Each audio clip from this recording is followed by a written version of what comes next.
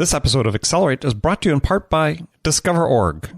Looking to close 4 times as many deals in half the time? Discover.org's industry-leading, human-verified sales intelligence gives you all of the data and insights, like direct dials, org charts, planned projects, verified emails, and executive moves, you need to stop wasting time on research and spend more time talking to the right decision-maker with the right message at the right time.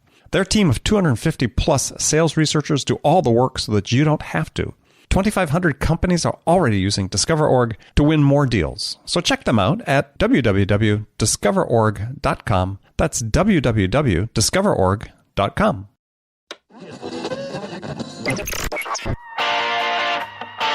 It's time to accelerate. This is Andy.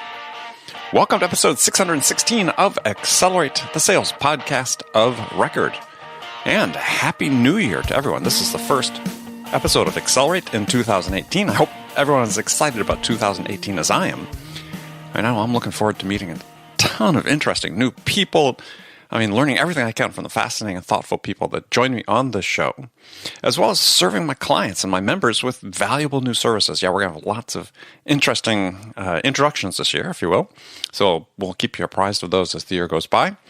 And looking forward as well to some of the usual adventures that on the personal front that I take with my wife, family. We've got some big trips planned. So exciting year coming up. All right, so down to business. Joining me today on Accelerate for the first episode of 2018 is my guest, Daniel McGinn.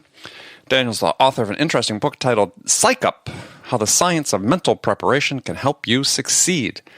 And the question is, how do you psych yourself up for a big sales call or an important face-to-face meeting with a key stakeholder at a big prospect? I mean, we've all have our rituals that we use. Well, in his book, Psyched, Dan McGinn has researched these rituals that we all use and found that actually many are useless or counterproductive in helping us prepare, even though we think they are helping us. But there are some rules and some things I found in research, that rituals that can definitely help you mentally prepare for that big meeting or big conversation. And we're going to jump into all of that today. So make sure you stick around. If you'd like to see show notes for this episode, go to andypaul.com/616. Now, before I get into it with Dan, let me remind you that today's show is brought to you by our friends at Discover.org. The Discover.org platform is a game changer for sales and marketing professionals. This feature-rich sales intelligence platform is supported by more than 250 researchers who continually are updating the data, the contact data, and providing account-specific insights to help your sales and marketing teams break ahead of the pack. So see the product live at discoverorg.com/schedule-demo. All right, let's jump into it. Dan McGinn. Dan, welcome to Accelerate. Thank you. So, pleasure to have you here, and I really look forward to the conversation. So, I guess before we jump into that, this is our standard opening question I ask all my guests, or at least in this phase of the shows I do. And that question is, in your mind, what's the single biggest challenge facing sales reps today? So I should say, first off, I'm not a sales rep nor a sales manager. So what I know about sales, I get from 2 places. I have a lot of friends who are in sales as a profession. And at Harvard Business Review, where I work, I edit most of our sales coverage. The thing that I hear the most in both of those contexts about is the lack of decisiveness. Not that people are losing a sale, but that they get essentially to a no decision thing, stalemate kind of thing. I've seen research from CEB that looks at how the decision-making process has gotten bogged down in a lot of companies. And I think that's a particular form of frustration. It reminds me a little bit of the Al Gore line about the 2000 election. You win some, you lose some, and then there's this whole other third category that you don't think about. I think a lot of salespeople are experiencing that third category, where they never categorically lose the sale. They just, it gets stuck in this quicksand of corporate bureaucracy, unclear decision authority, and I can understand how frustrating it is. It's a big problem for companies. Yeah, well, that's one of these things that for me is like, okay, yeah, but is it getting worse, right? I mean, I granted, I respect CEB and the work they do, but it still seems somewhat anecdotal to me, this evidence about companies having a harder time making decisions, and whether they're having a harder time than they did 10 years ago, 20 years ago, 30 years ago. Not clear to me that's actually the case. I mean, there's a lot of talk about it, but I mean, I'm not sure I see a lot of change. So I do find the numbers, I'm somebody that tends to look at numbers and I like data. So the fact that I've seen data, but this also, it corresponds with what I see in my own business life in the sense that organizations are more collaborative, more matrixed, less authoritarian. Products are more likely now to cut across categories.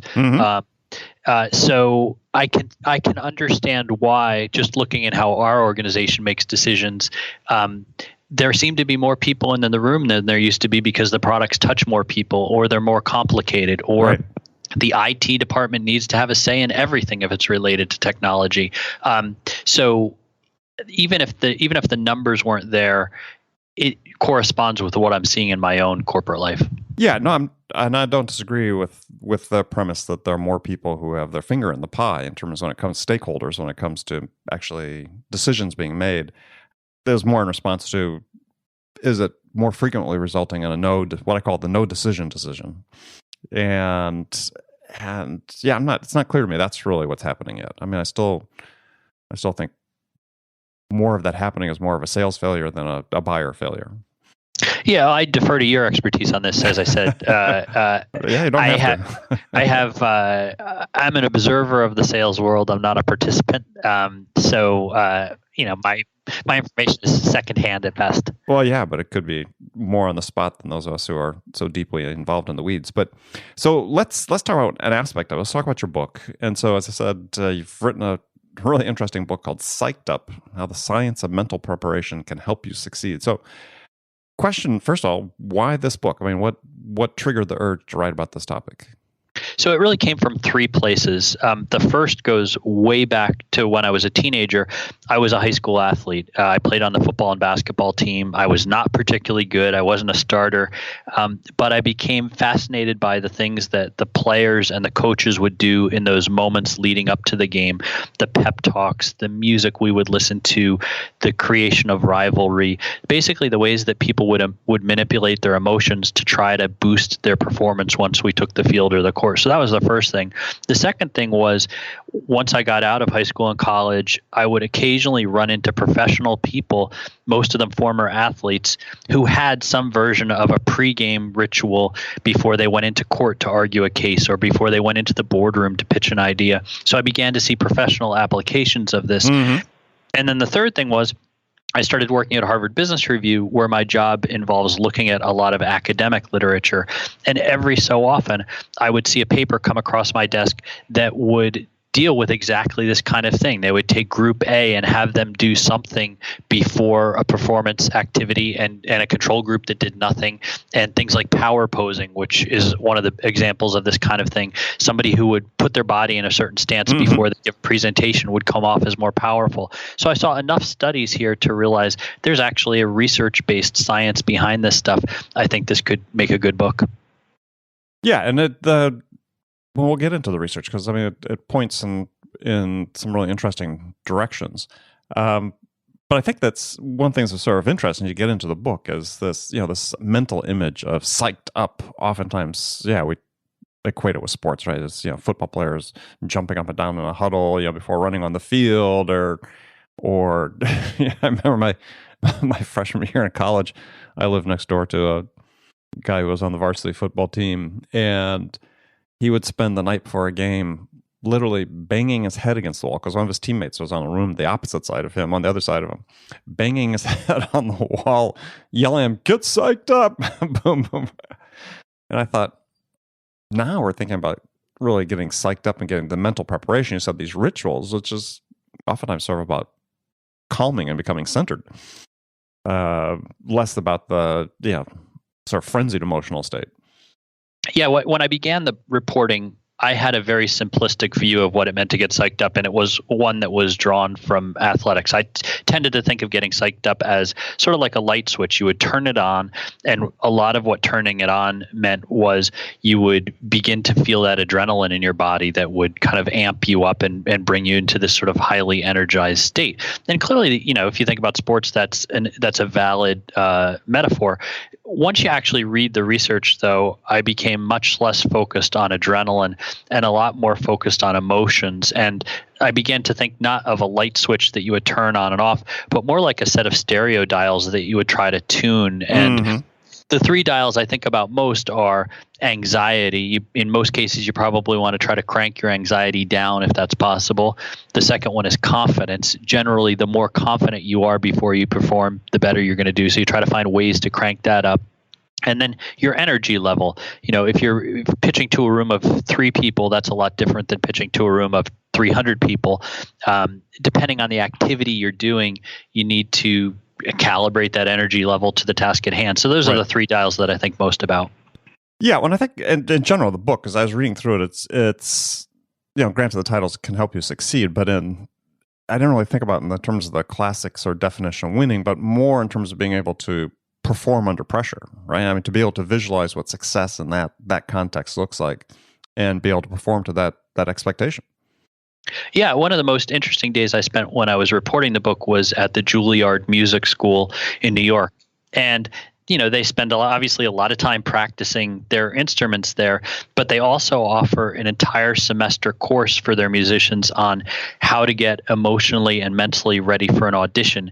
And the reason they spend so much time on that is that they've found through decades of experience that it doesn't matter how well you learn to play the violin.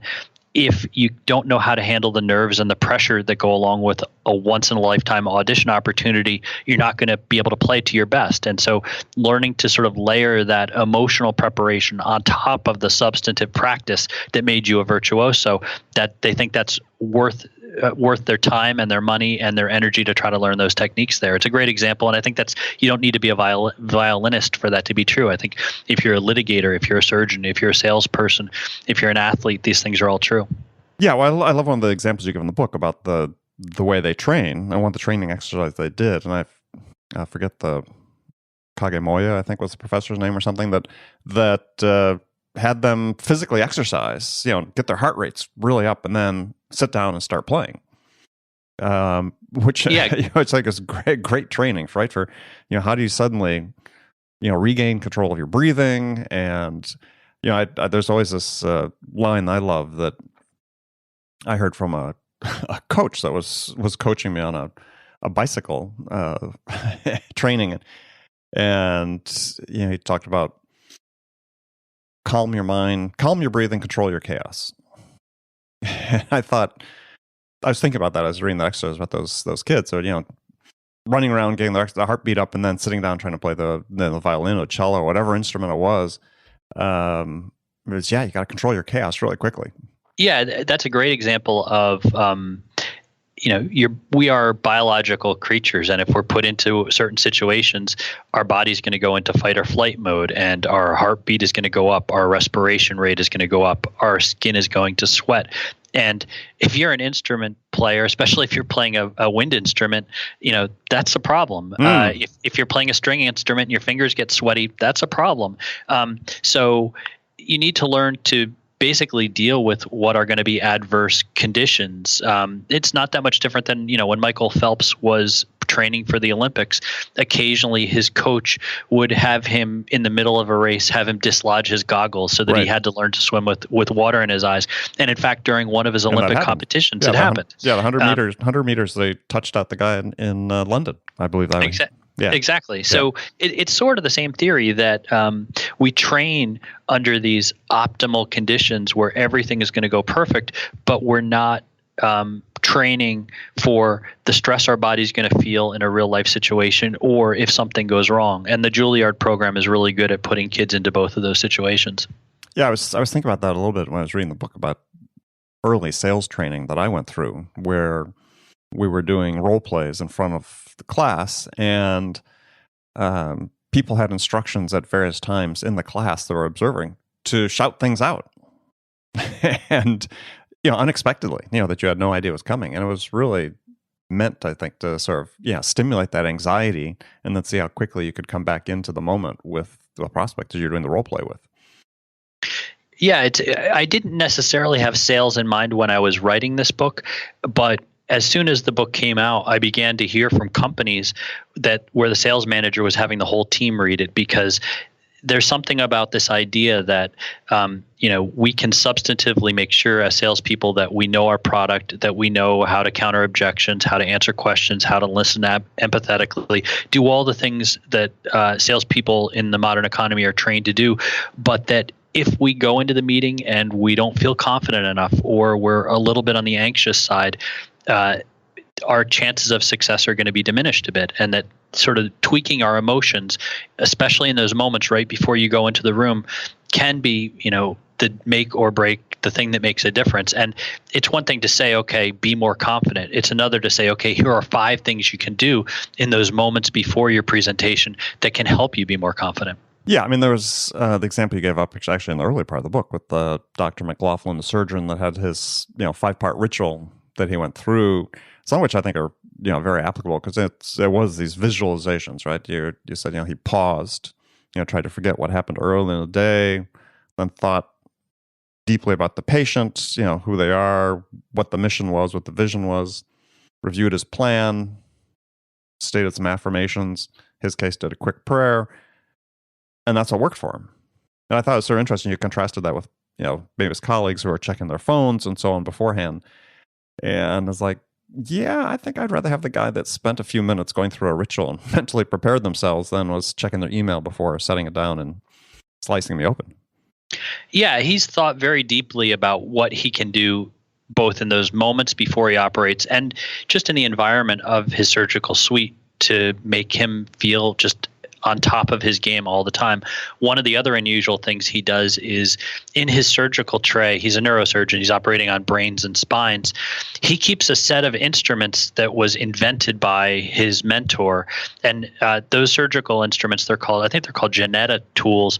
They're kind of obsolete right now. People don't really use them anymore, but he keeps them there within his line of sight. He never really touches them, but they remind him visually that he was trained by one of the best neurosurgeons in America. He feels like this comforting presence, as if the guy is almost in the room with him. Mm-hmm. It might sound a little bit odd or a little bit hokey, but there's actually research that physical objects can have this kind of meaning. I have a special keyboard that was used by Malcolm Gladwell, the nonfiction writer. Mm-hmm. I don't use it every day, but I write on it sometimes when I'm feeling especially pressured about an assignment. And it does help me feel more confident knowing that, one of the best writers in the world used this keyboard. I talked to a salesperson the other day who, before he makes an important phone call, he puts a crown on his head. And it was the crown he was given when he was voted the king of his senior prom. Right. And which is an odd thing to do, but it reminds him that he has the ability to connect with people and build rapport, and that he's just generally a likable person. And that's the emotion that he wants to feel before he gets on the sales call. Right. Well, as you said in the book, it's not weird if it works, right? Exactly. Yeah. And I think that's sort of one of the phrases that sticks out, as you go through this book, is that science notwithstanding, I mean, some of the stuff, science may validate that it works, but as you said, we have no idea really why a lot of this stuff works. But again, it's not weird if it works. And so, for instance, I mean, did you have a ritual before coming on the show today? So, yes, before I did the book, I wouldn't have, but and it's not the weirdest ritual in the world. I think it's one that makes a lot of sense. I've done a lot of interviews for this book, but actually, if you ask me what's the best interview I've ever done, it was actually for a book I wrote a few years ago. It happened to be on NPR, and I think it was a combination of I just was on my game that day, and they have really good editors at NPR that really just sort of burnished this 3-minute audio interview and made me sound, smarter than I really am. And so before I come on a program like this, I'll often pull that clip up. It takes like 2 or 3 minutes and listen to myself give a really articulate, smart interview. It reminds me, hey, when you have your A game, you can really do this well. It puts me in a mindset that makes me feel confident. It reminds me, it's kind of a greatest hit strategy. And I've seen athletes do this too. I went to West Point when I was reporting the book. And at West Point, they actually make these custom audio narratives for the athletes there. It's almost like a highlight reel, but it's an audio highlight reel recalling their best plays backed by music. And the athletes are told to listen to this before games. And it makes sense that if you're about to go off and do a certain activity, why wouldn't you want to reflect on the last time you did that activity really successfully? Yeah. Well, especially if you're an undersized military academy team going against a Division I football team. Yeah, I'd want to be psyched up for that as well. Yeah, I mean, I have a ritual that I follow. I mean, mine's even think about it makes me smile because and for me, that's that relaxes me and makes me smile is I say the word action. I have sort of a over the top way I say it to myself, but it makes me smile and it just relaxes me. And if I'm going on stage, talking to a group or doing even every day, doing these interviews, yeah, it's just something I do. Yeah, there's research into why something. So that would be considered a ritual. It's something you do the same way every time. So then the question is, so there's descriptive research that looks at people who have a ritual, compares them to people who don't, and generally speaking, the people who have a ritual are going to perform better. And then there's a second set of research where they'll take people who don't have a ritual, they'll teach some of them to do something before they perform, and then they'll compare the two groups. And generally, people who are taught to do a ritual tend to perform better. So the question is why? What is that ritual really doing for you? So there's two theories. You can't really scientifically prove either of these things, but these are what people think. So number one, the ritual sort of functions like an on switch. It's something that sort of gets you into the groove and the habit. It reminds you of how often and how well you've practiced at this. So it sort of has it's like a launch sequence kind of turning it on. The second thing is, if you didn't have that little ritual, especially if this was an event that you might be nervous about, you're probably just going to sit there stewing and being nervous, and that's only going to hurt your performance. So some people believe that the reason these rituals and these checklist kind of activities help is that they crowd out more destructive kind of negative thoughts. They give us something to do at a time when we might otherwise be anxious. Yeah, I mean, it seems like a lot of what's in the book you're talking about is, and I think that you mentioned how we basically have this wrong. Telling people to calm down is not the right response when people are feeling anxious and nervous about something they're going to perform. It's really about how we harness our anxiety under conditions of stress, right? To be able to perform.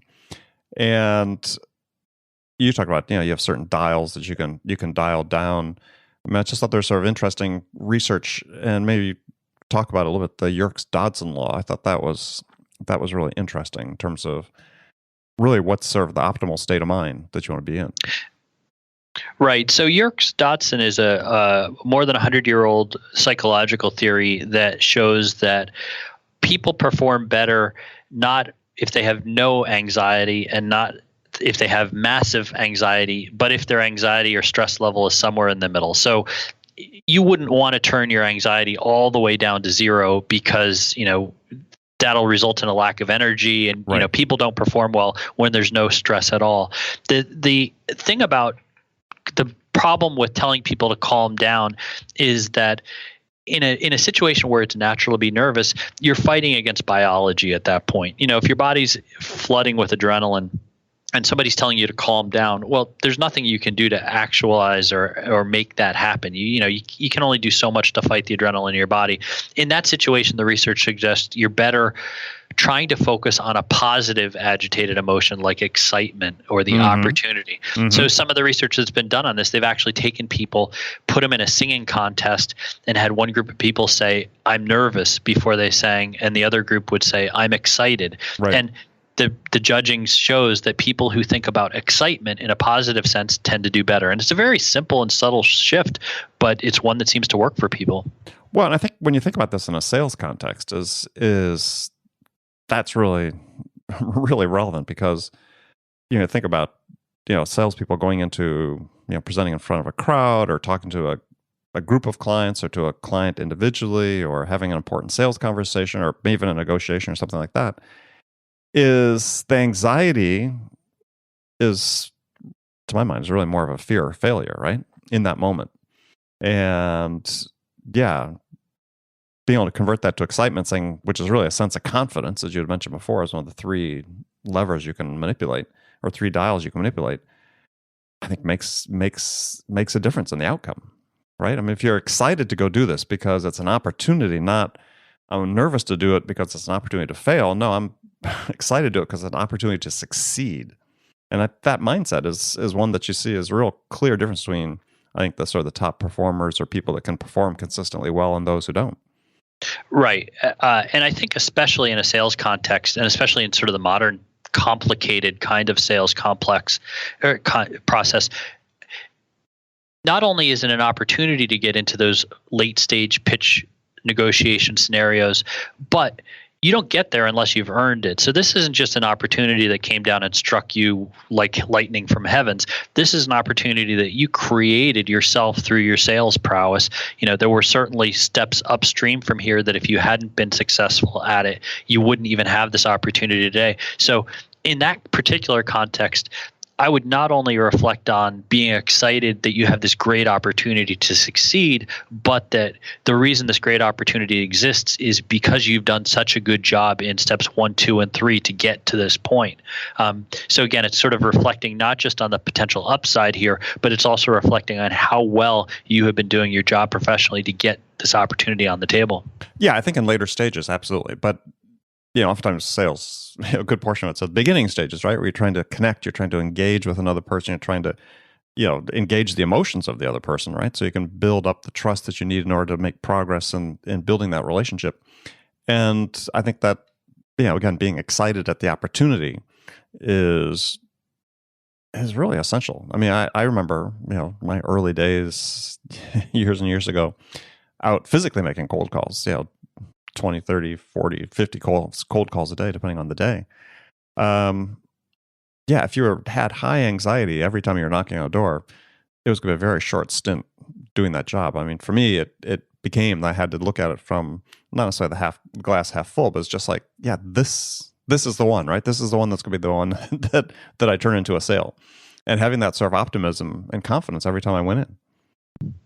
Yeah, I think, there's few professional kind of jobs that are going to be harder than a cold calling environment because of the repeated rejection that's inevitable.